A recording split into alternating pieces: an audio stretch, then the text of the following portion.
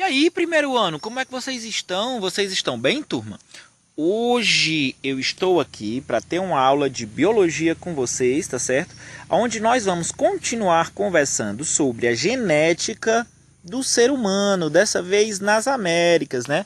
Nós descobrimos que o ser humano inicialmente evoluiu na África. E aí ele saiu da África colonizando o resto do planeta, ele foi para a Europa. Na Europa surgiram as linhagens de pele mais clara, ele colonizou a Ásia, não foi? Saiu também colonizando ilhas, mas aí o ser humano chegou aqui nas Américas, não foi? Não, quando os europeus chegaram aqui já tinha muita gente, aqui já tinham impérios com pirâmides, com estudos astrológicos, já tinham tanta coisa interessante, principalmente naquela região andina. E aí vamos conversar um pouco sobre como é que o ser humano provavelmente pode ter chegado aqui nas Américas, tá certo? Porque nós que entendemos, estudamos a evolução, a gente entende que nem todas as espécies foram criadas ao mesmo tempo, não é? Que elas evoluíram, algumas espécies são mais recentes, outras espécies elas são mais antigas e muitas espécies já foram extintas também, tá certo? E o ser humano é uma espécie que tem mais ou menos entre uns 200 e 300 mil anos, tá? É uma espécie muito recente, tá bom, pessoal? Os ancestrais do ser humano, não. Já são realmente muito antigos, mas hoje não existe mais nenhum. Acredita-se que desses ancestrais, o último que desapareceu, quem sabe mais ou menos há uns 50 mil anos atrás, o homem de Neandertal, existiu tipo uma hibridização com a nossa espécie, tá certo? E aí acredita-se que parte do nosso DNA ainda exista traços desses homens de Neandertal, tá bom? De todas as pessoas fora da África, olha só que legal. Acredita-se que as pessoas da África não têm esses traços neandertalenses, né? Neandertal, os homens de Neandertal, eles não cruzaram, não hibridizaram com as pessoas da Europa. Então acredita-se que existe essa hipótese.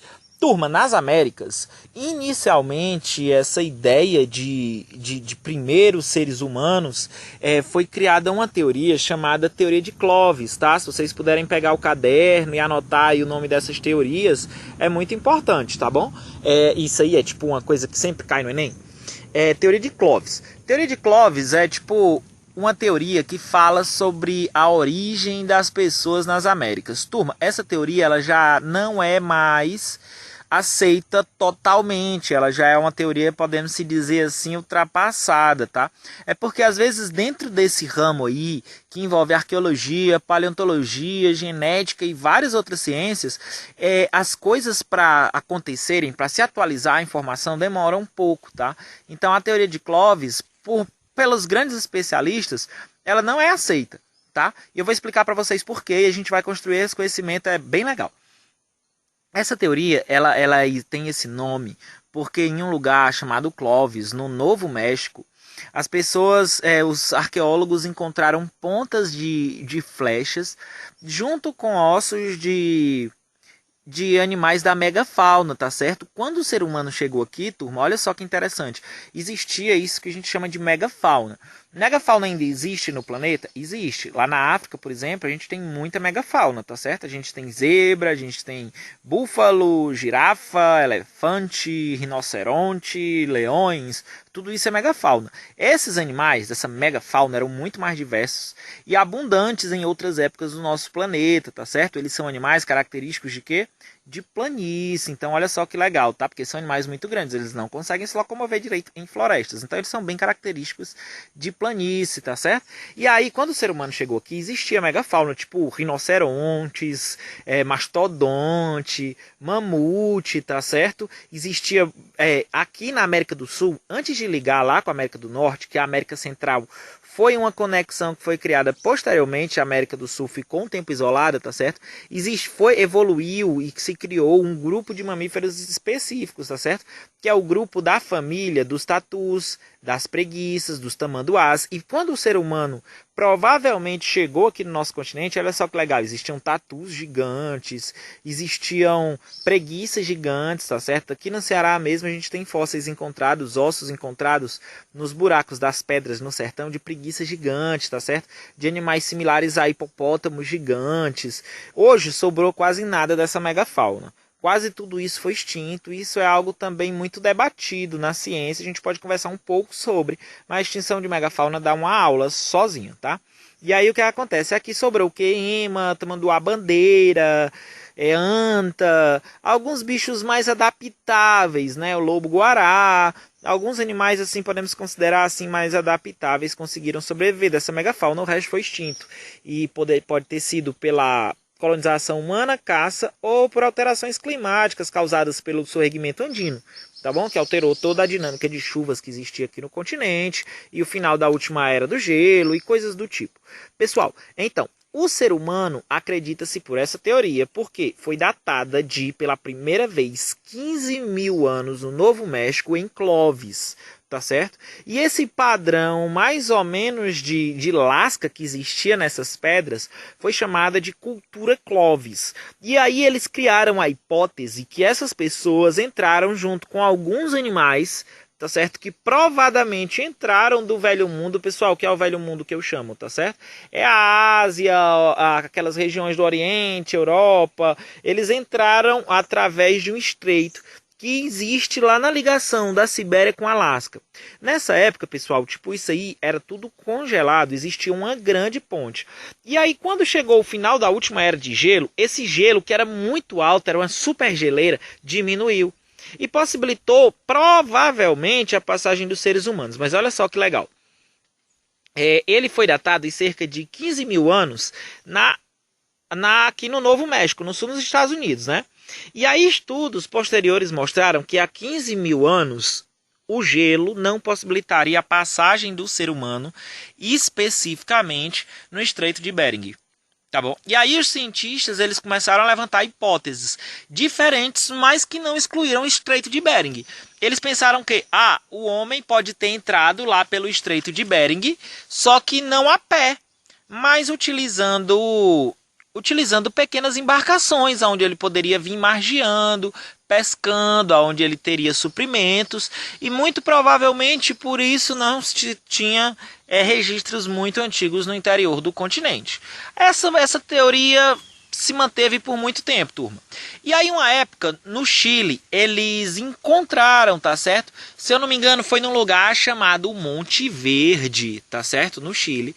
Eles encontraram, tipo, um sítio arqueológico com pessoas datado de 14 mil anos.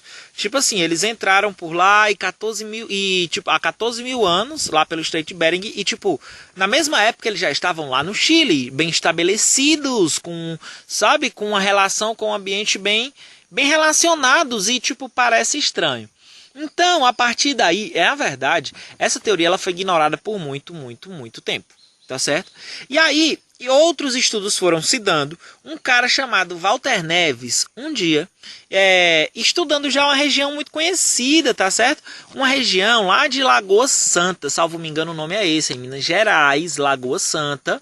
Essa região ela já era conhecida por ter sido encontrados vários outros esqueletos de seres humanos lá. Tá certo? E esses esqueletos, esses crânios não tinham sido bem estudados ainda, tá certo? Um cara chamado Peter Hund, eu acho que é assim, que é um dinamarquês, ele pesquisou lá, e tipo, só esse cara, ele conseguiu coletar quase uns 300 esqueletos lá.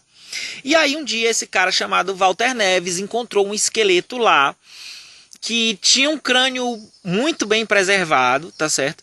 E ele não foi muito bem creditado pela ciência quando ele conseguiu a datação desse esqueleto. Esse esqueleto foi datado, turma, tipo com 11.500 anos, cerca de 12 mil anos, tá? Lá, aqui no Brasil. E aí quando foram analisar os traços desse esqueleto, olha só que legal, encontraram um traço diferente do traço que é encontrado comumente hoje nos nossos índios. Um traço mais eles chamam de negroide, tá certo? Mas eu acredito que o correto é australoide, porque são mais parecidos ainda com o pessoal da Austrália do que propriamente dito do que da África. Então, e olha só, todo mundo saiu da África um dia. Todo mundo tem origem negroide, tá? Mas essa turma, tipo, tava na Ásia. Acredita-se que da Ásia ela conseguiu chegar, talvez através do Estreito de Bering também, né? Conseguiu chegar aqui no Brasil. Porque aqui a gente encontrou Luzia foi dado o nome. Por quê, turma? É muito famoso um crânio, tá certo? Dizem que ser o mais antigo encontrado da nossa espécie, tudo Lucy, né? Lucy. E o nosso aqui no Brasil foi Luzia, que infelizmente, olha só que pena, isso aqui é de cortar o coração, foi perdido, tá?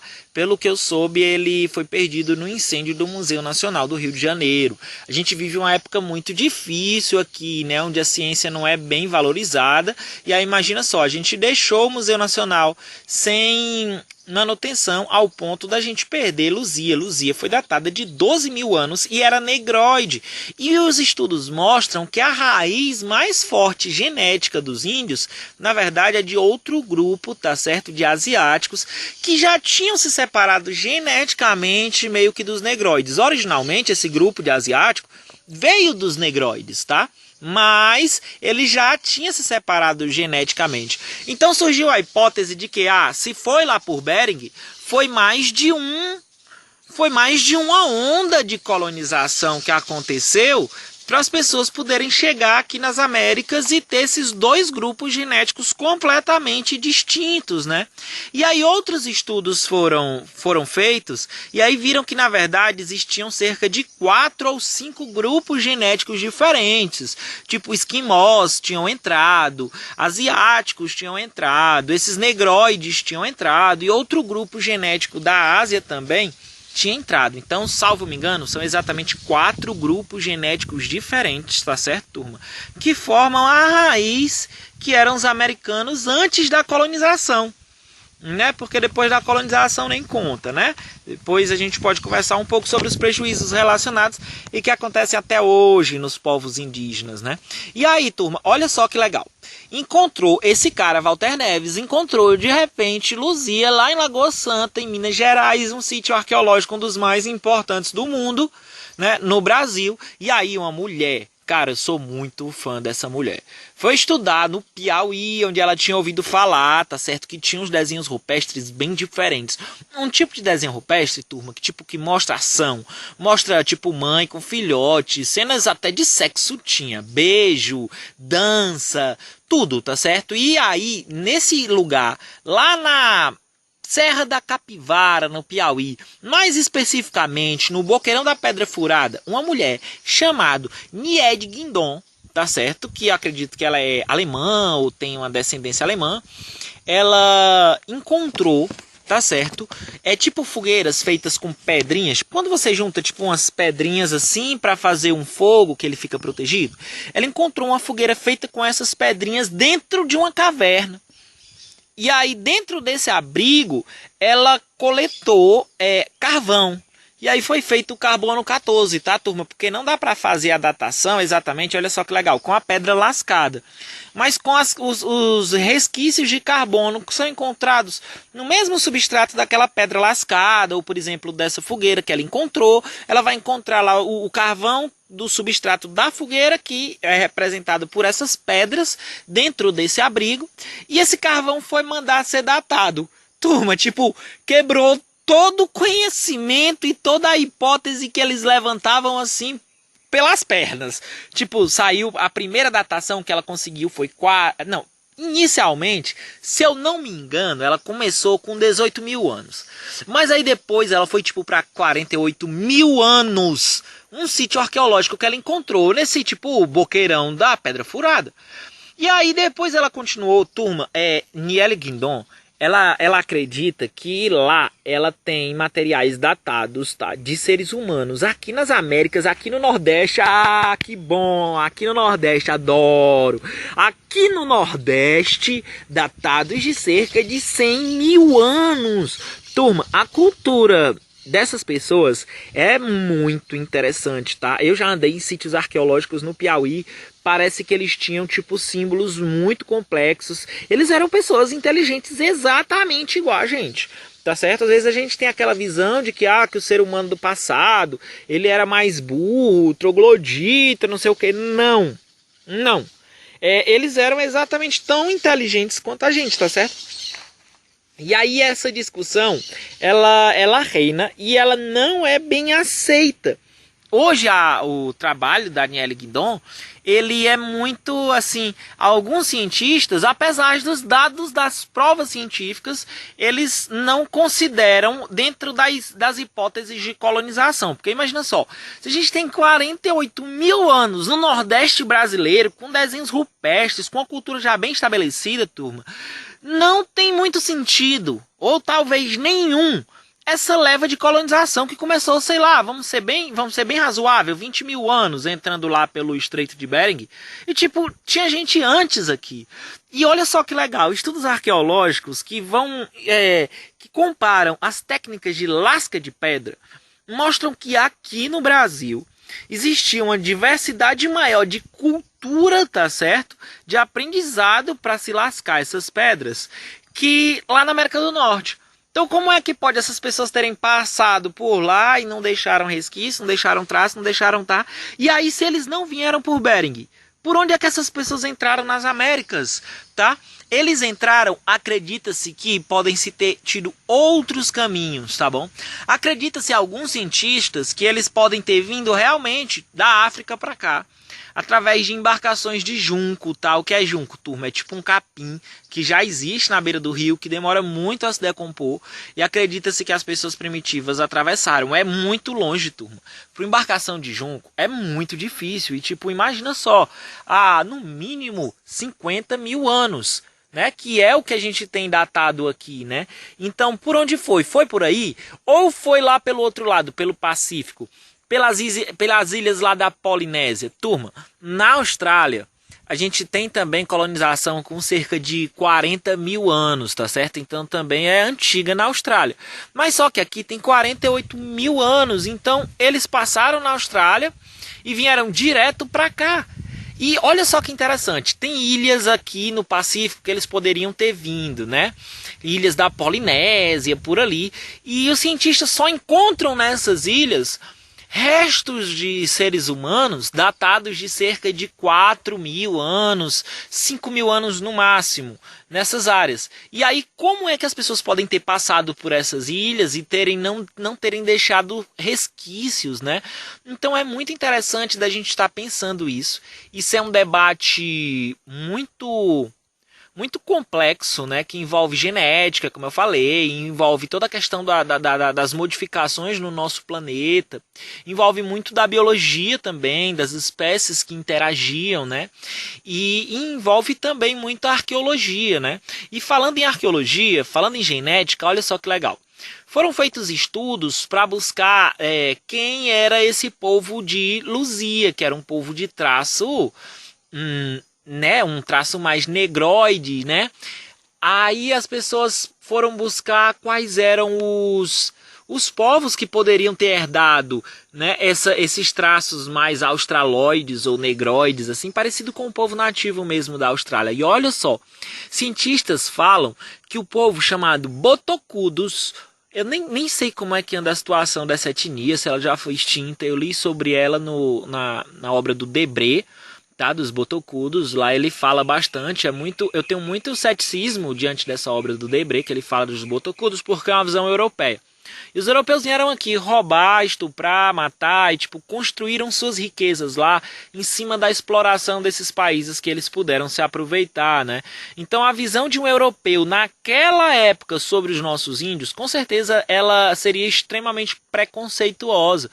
Então sou muito cético quanto a essa visão que foi passada dos Botocudos por Debré, que foi o que eu tive acesso, tá certo?